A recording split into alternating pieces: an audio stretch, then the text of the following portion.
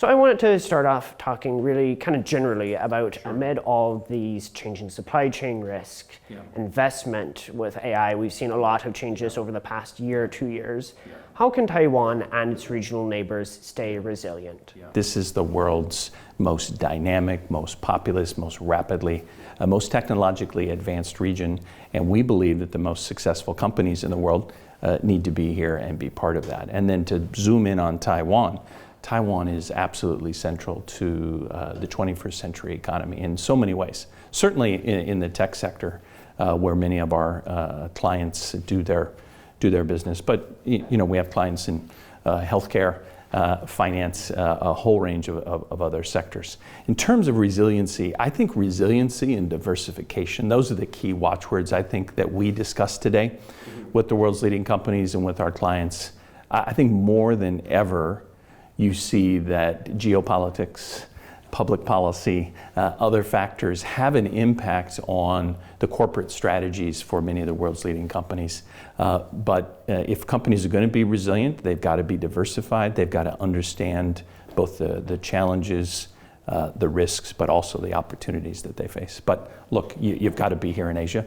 And I would argue, if you're in the tech sector, Taiwan is going to be central to your strategy. When businesses are entering Taiwan, what are some of the questions that they're asking about the market, about the business environment here that might be kind of around misconceptions about Taiwan that you think is important to clarify?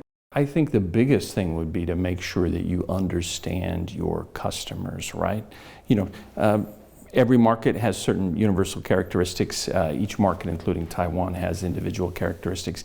You have to know where's the consumer headed, what are the particular tastes or interests that they have. And then what we've been talking about all along, are there either risks or opportunities from a public policy perspective that might require engagement with the local authorities as well? I think it's finding that right mix and that right balance. The challenge comes in is if a client comes in and says, this is the way we do business everywhere, this is how we're going to do it here, that kind of rigid thinking is usually going to present challenges. But look, I would say for most companies, if they're coming to look at Taiwan to invest, I think they usually come with the right mindset. One of those questions might be explicitly about the geopolitical risk in Taiwan. Yeah. That's what people talk about most when they see Taiwan.